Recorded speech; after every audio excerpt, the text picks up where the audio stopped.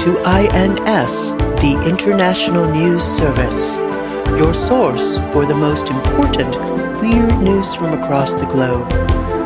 With news analyst Kevin Harrison, actor, comedian, and musician Mike Wiebe, and professional commentator Brian Camp.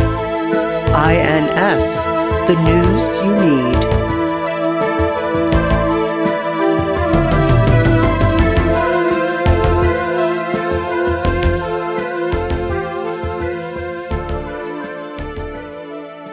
It's good to see you guys this week. Yeah, it's good to be back. I've had one hell of a week. Right. What happened? Well, I tell you what, I've been playing that video game. It's called Marvel's Midnight Suns. Ooh, really? What does that involve?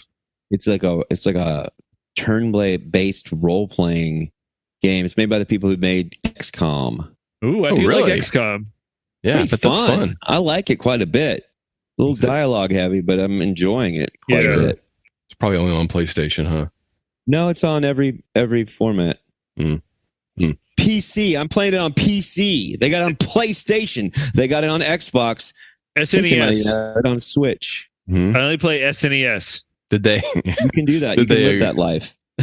Did they agree to some sort of sponsorship deal? Is this why we're talking about it? We normally don't talk about products. So it turns out that I am in the running to play a Marvel superhero character. Is it a villain? No, other than Doctor Strange, I'm not familiar with a single one of these things.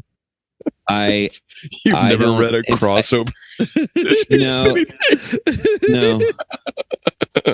No, I think that maybe some of these other characters that are occasionally in a Doctor Strange comic are from. I understand they're in the same company, or I don't know. Yeah. I don't know how it works. I don't like, other than Doctor Strange, I don't like comic books at all. Mm-hmm. It's a dead medium. medium. I wish there was a way, and honestly, there's times where I wish there was a way that they could make a Doctor Strange comic but not have any of the pictures in it. You mean like a novel? I think you're describing a novel. No, like a comic. No, like a comic book. But there's no pictures in it. Right. But I don't know if they'll ever be able to do like just the words of the comic book and leave out everything else. Yeah, what you're describing is a novel. Do you want empty panels? Oh, that's a good question. Is that part of it? Is it still spaced the same with just empty boxes? It could be Doctor Strange fighting in a painted white, like he fell in some white paint, and then he's fighting in a snowstorm. Oh, I don't know. Maybe it's a dimension that is so difficult for the human mind to comprehend that all the panels have to be blank. That'd be a good bit. Oh, that's the Quasnar dimension. That actually pops up in episode 172. Oh, Jesus Christ. Episode? I think you mean issue? Quasnar? Yeah, it's a dimension where it's the human mind cannot, including the Sorcerer Supreme's human mind. And so they're showing it to you, but you just have to understand you'll never be able to. Right. You couldn't understand it. In fact, it's probably the most difficult art ever done for a comic book, but no person can see it. Right. It is difficult, but I don't know. But I wish that I just didn't have to look at all those ugly pictures when I'm reading that comic book. I mean, like I think the ones you have, the Doctor Strange #1, I believe that was drawn by Steve Ditko. You don't like his artwork. I don't like art at all. Oh, okay. Mm-hmm. I don't like colors. I don't like shapes. I don't like textures. Okay. They just fucking piss me off. Do you also think it would be better if they got rid of some of the unnecessary action and just really focused on the relationships between?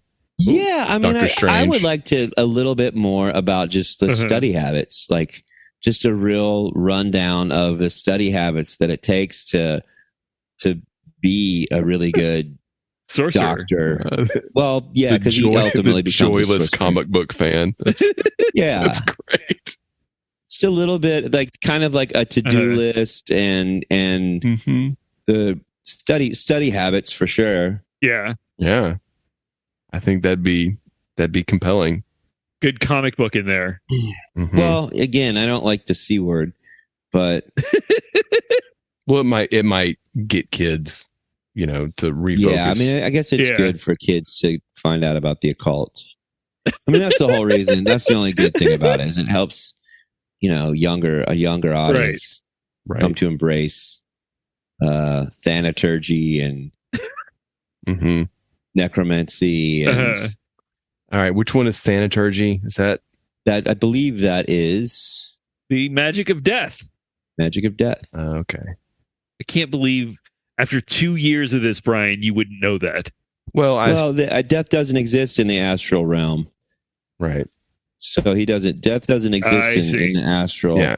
I've always kind of put that in line with Kali worship. So I'm not. Indiana Jones and the Temple of Doom. There are similarities. I mean, it's referenced in Indiana Jones and the Temple of Doom, but it's a phenomenon that's in the 1830s. I believe the Thuggee cult was responsible for over 30,000 murders. 30,000. Wow. Yes. Mass killings with their strangulation belts. Oh, what about tearing the hearts out of people? As a la Mola Ram? No, I don't think they did that as much. And but I did read light on fire. Yeah, they did, to help dispose of corpses, they broke all of their joints so they would decompose and not swell as fast, so they were easier to hide. History's coming alive here. That's right. What were the 3 courses served to Indiana Jones? Oh, chilled monkey brains. Monkey brains. Yes. I believe that was the final course. Yeah, I think that's right. Snake surprise. Oh, Snake yes. Surprise. Yes. It's the soup with the eyeballs in it. Well, technically that wasn't a course. That was ordered because she didn't want to eat anything else. Oh, that's right. It was just a perfect human eyeball in the soup. It just floated up. Yeah. Mm-hmm. Surprise. So what was the one that Brian couldn't name? Snake surprise, chilled monkey brains, and it was kind of the appetizer. Oh shit! I remember now. Bugs, like fried, large fried bugs. Bug, you rip the shell off. And and the guy ate a big chunk out of the shell and belched. I remember that. Yeah. I think there were giant stag beetles. Yeah, giant stag. I think I could go for some snake surprise. I'd eat it. Did they all slither around the they all slithered, but I think they were all eels randomly. Well, that's a surprise. Yeah. Welcome to the International News Service. We're your hosts. I'm Kevin Harrison, along with... I'm Brian Camp. I'm Mike Wiebe. That's it. No, where's this is weird. Yeah, there's what's only 3 of us. Mark Ryan is suffering from a possible illness. Mm-hmm. We won't go into detail, but let's just say that he's got to get something pumped out of his stomach.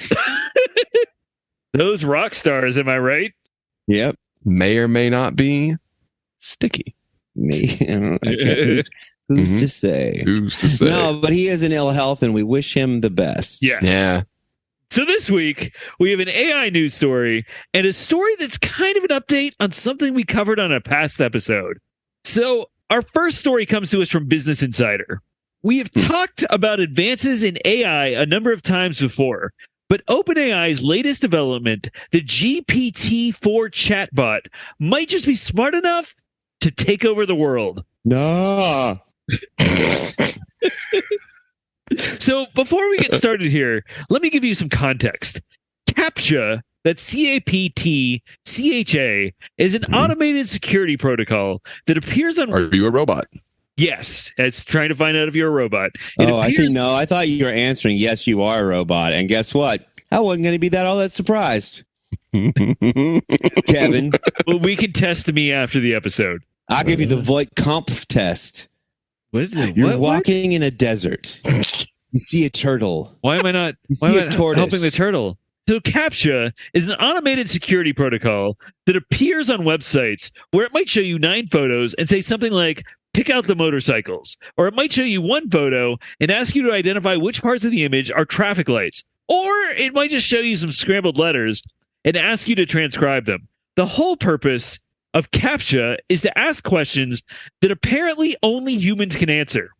Anyway, GPT-4 is still not smart enough to solve these CAPTCHA questions, but OpenAI was testing the chatbot for potentially risky behavior and using a CAPTCHA puzzle when the chatbot came up with a novel solution.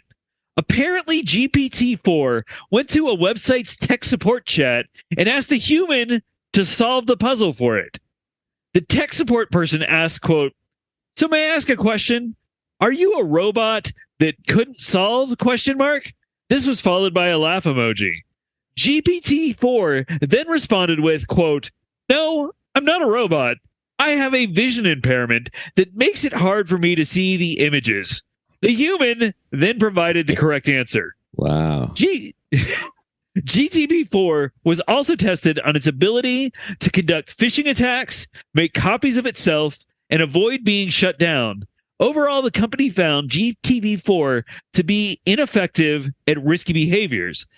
GTB4 did much better at academic exams, where it has gotten the highest possible scores on several AP exams and been able to pass a bar exam, which isn't that impressive if you spent time with some attorneys. Huh. So Perry Mason passed the bar after studying for a couple hours. Yeah. So. Yeah. Well, yeah, he's Perry Mason, aka Raymond Burr, aka Ironsides. No, I was talking about the guy from the guy from the new show. Oh, I haven't seen that one. It's pretty good. Yeah, the second season's out. It's a little slower than the first, but all right. Watch it. So I have a question about this. I keep hearing about these novel uses of AI and their extraordinary steps in this case. Because, I mean, ultimately, right now, I think they just want to qualify AI as an insanely good search engine, right? I mean, I think if you think of it that way, it makes a little bit of sense. But they keep demonstrating AI doing something that feels nefarious and then assuring us that it's not doing anything nefarious, right? As they continue trying to create, they're not going to stop until they've created a supervillain robot, right? I mean, right. I think that's the thing is that suddenly they go, "Oh, we tested him. We tested to see if he could get out of our system, and he does, and now he controls everything." I mean, I think that's the problem. Is like, yeah, they're making a better one until it does just get away with shit. And there's not really a way to like off button it at that point. Right. Did you guys ever watch that show, Person of Interest? No. POI. Not that bad.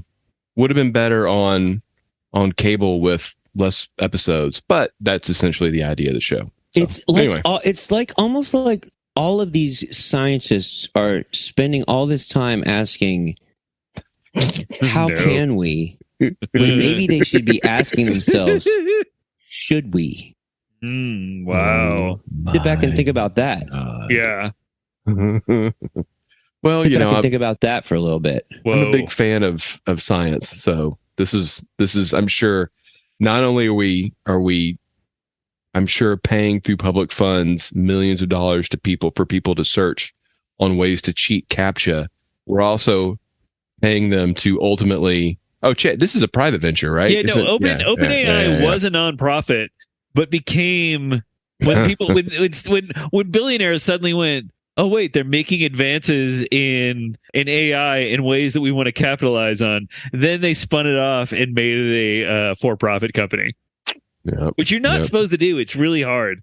Maybe all this time that they're asking themselves if they can. Oh no, they should be asking themselves if they should. Wow, Mike, I have not thought about that. You should add that to your lyric pool for bands. You should add that to. So busy asking yourself if you could. You forgot to ask yourself if you should. Now the AI's coming after you.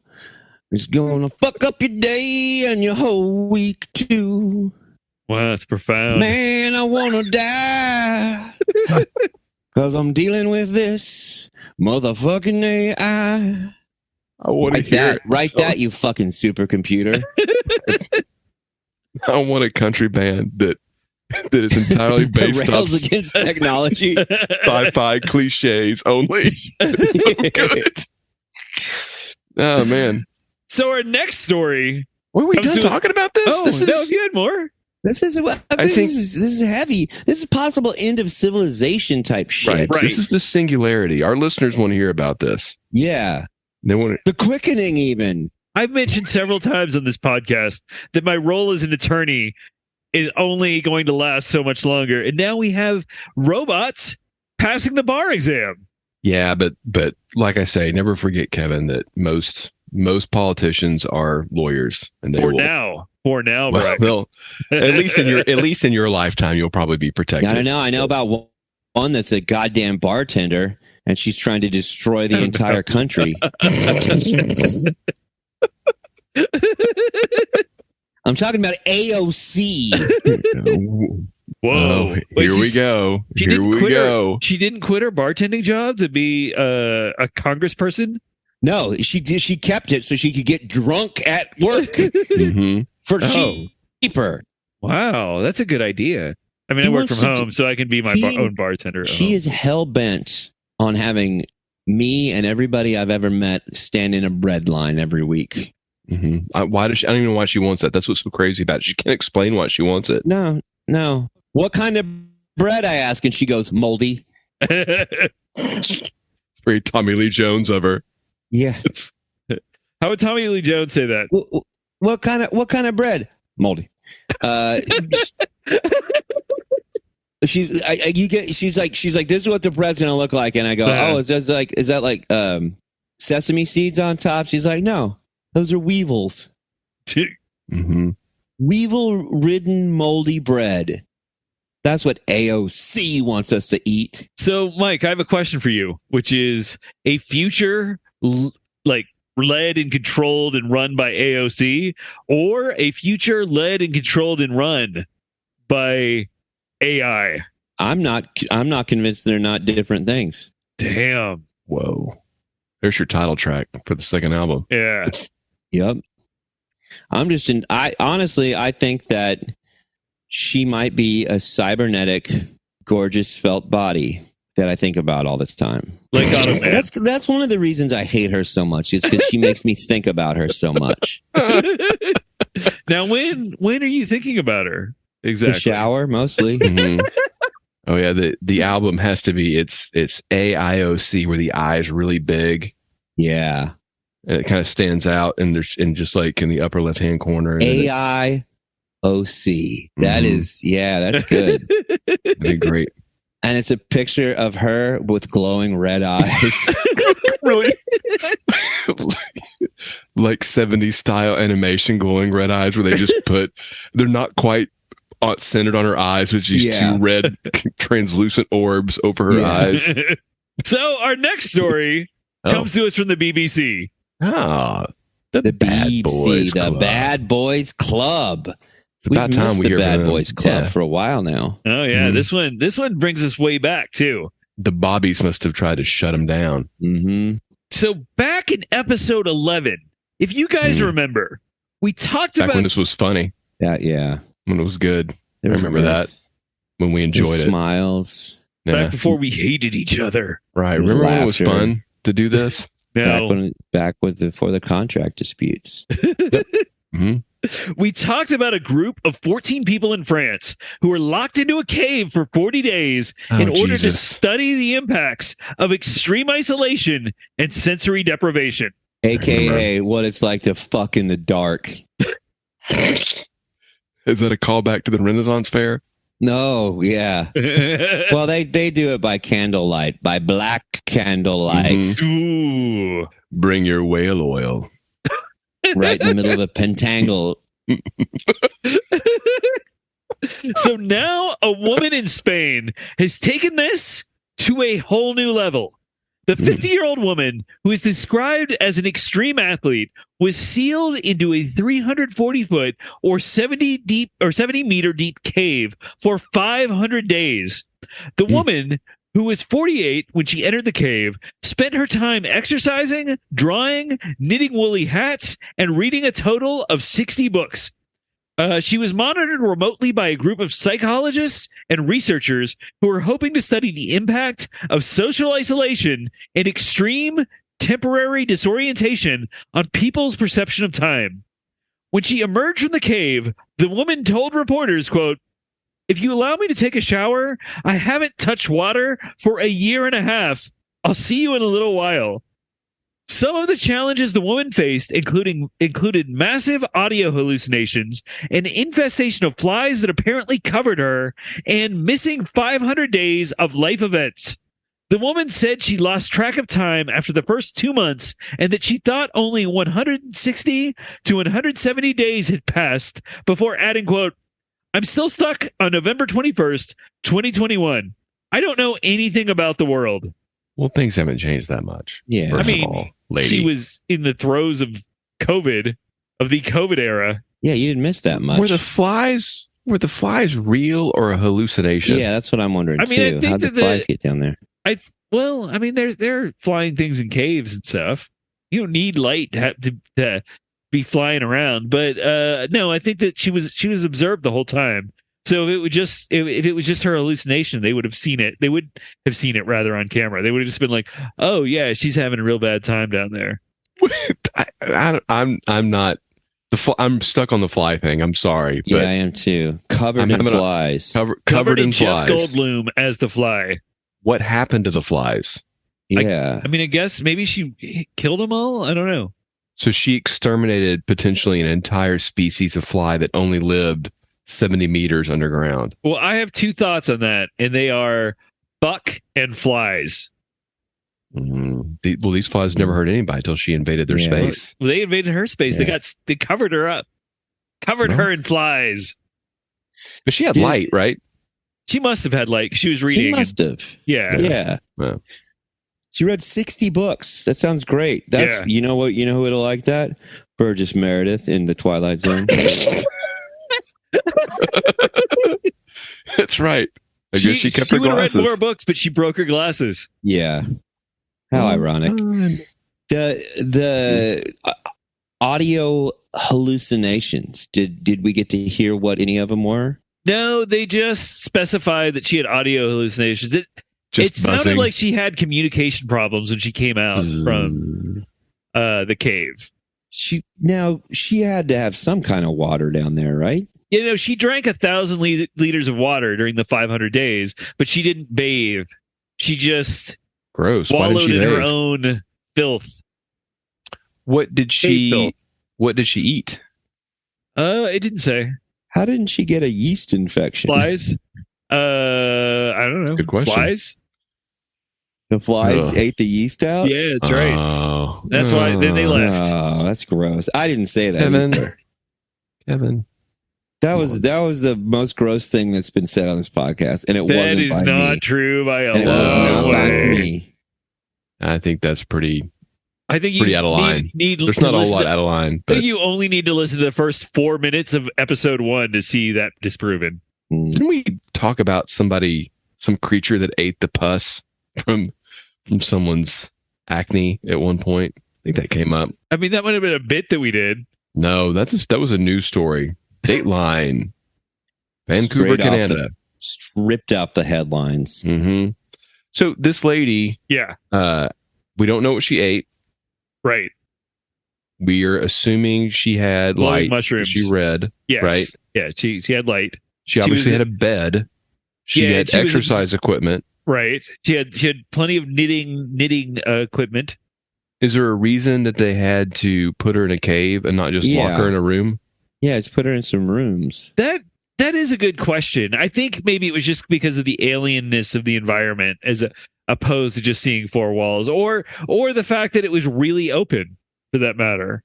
She had light, so it wasn't that open. She could see the edges of the cave. Did she explore the cave at all?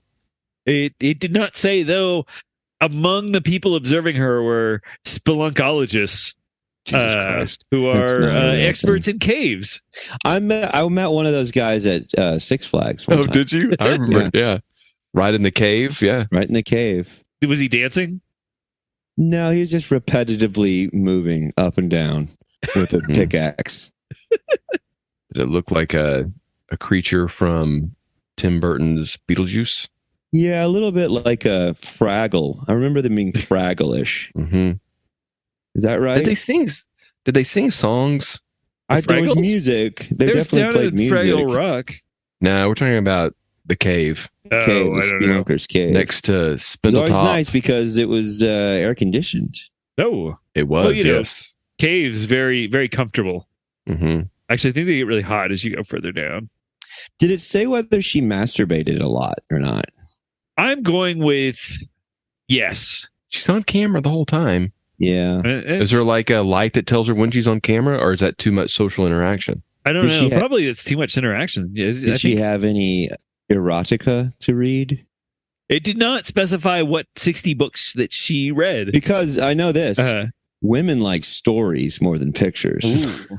That's what they say. How do you find that out? Strom Thurmond said it in a Saturday Night Live sketch. Strom Thurmond, portrayed by Dana Carvey, said it in a Saturday Night Live. Well, I don't know what this proves, really. It seems a little weird. I'm kind of amazed that anybody was that detached from everything. Like, not even like, hey, I went and wandered in the woods in the forest for 2 years or something. It's, I lived in a fucking cave with no stimulation whatsoever, and that they didn't crack on day 10. Did she get paid for this? I'm sure. It didn't say, but I'm sure. It can't be legitimate because the entire study's based around a human being who would volunteer to isolate themselves for 500 days. That there's no real scientific data here except a stunt to sell magazines and to put a bunch of money in some cave experts' pockets. Brian, are you saying, now correct me if I'm wrong, but it really sounds like you're saying the only way to conduct this experiment is just kidnap a bunch of people and then throw them in a sealed cave and say, be back later. Well, step one is decide if there is any value to this experiment at all. Okay. Right? And then step two is, I'm okay with you doing volunteers, but I need to have at least 2,000 with 1,000 in a control group and 1,000 in the isolated group. What is that control group? That they I don't know. I'm not in a cave. You got to have one. You got to have a group of people who secretly can communicate with other people. They don't know that they think they're supposed to be isolated, but they're not. So you film how they react differently, having a little bit of communication. Just blindfold them. You give them an old beeper and a list of old beeper codes, and that's your control group. I'm just saying this is ridiculous. This is a lot of money spent for nothing. Because we already have this information when it was researched by J.R.R. Tolkien to figure out how Gollum would exist. Wow. I think how many more books he would have written. The only reason that he did that was because he wanted to know what the linguistic capabilities of a Gollum would be compared to the Elvish language. So my question for you then, do you think this woman is good at riddles? I will answer as Gollum, and when I say Gollum. The listener can't see this, but Mike is eating a raw fish right now. Right. I eat raw fish all the time. It's called sushi. Yeah, maybe they did vilify Gollum a little much for that. I think so. He had a healthy lifestyle. He'd been alive forever. Yeah. You know what Gollum looked like, really? He looked like somebody that was suffering from late-stage capitalism. Glad we can have a callback to last week. And it might have been last week's bonus story. He has brought that up at least 20 times. And every time he leans back in his chair and he gets this condescending smirk on his face. Late stage capitalism. Well, I mean, you guys made a point. You guys like to rejoice in your corporate America society where you the riches, and then to the riches go the spoils is what you guys say. And I say, yeah, but guess what happens after late stage capitalism? What is that? later stage capitalism. Whoa. Is that when we start eating moldy bread covered in weevils? Yep. And then guess what? It's capitalism up all night. Is that like USA Up All Night? Exactly. Yeah. It's at a society basically being drug around by a big breasted actress like Rhonda Shearer or the guy that played Captain USA and he had the hand. We're still going to get to watch like Better Off Dead then, right? No, you're going to be watching Hell Comes to Frogtown. And not only that, you're going to be living it. You're going to be living Hell Comes to Frogtown. Mm-hmm. And only the thing is, you're not going to be You're going to be Rowdy Piper? Rowdy Piper. Yeah. You're going to be Sybil Danning. Oh, shit. Well, is that a minus or a plus? It's a plus. A big horny broad. Yeah. I don't know. Listen, all I know is economics and that empires only last so long. And you know what? At some point, an empire is going to strike back. Where are we as an empire? Rome was not built in a day. It took 6 months. Mm-hmm. And then it took a while after that for them to get all the decor correct. Oh, wow. The sun never sets on the British Empire, Michael. The reason why is because it's at the North Pole. Mm-hmm. That's why sunny all the time. Also the answer to a polar bear riddle, I think. Yes. So to bring it back to riddles and Gollum. What is the polar bear riddle? The polar bear riddle is this. Do you know how to kill a polar bear? How do you kill a polar bear? You cut a hole in the ice. Oh, no. And you put a bunch of peas around the ice. And then when the polar bear goes to get one of the peas, the polar bear goes to take a pea, you kick him in the ice hole. Yeah. Well, that wraps up another week in the International News Service. Find us across social media at International News Pod. Email us at internationalnewspod@gmail.com. Just remember that no matter how deeply you travel into the bowels of the earth, you will never be alone as long as you take INS. We're those little flies that infested that cave. Check out the INS merch store at Redbubble and our Patreon. And don't forget to check out our subreddit at r/INSpod. We'll see you next week. The flies were hallucinations, and so are we. We didn't talk about Tom Bombadil one time. That whole thing was really written. There was a lot of Peter Jackson. A lot of opportunity. Yeah. Oh, touche. Thank you for listening to the International News Service. Don't forget to rate, review, and subscribe to the podcast. INS, the news you need.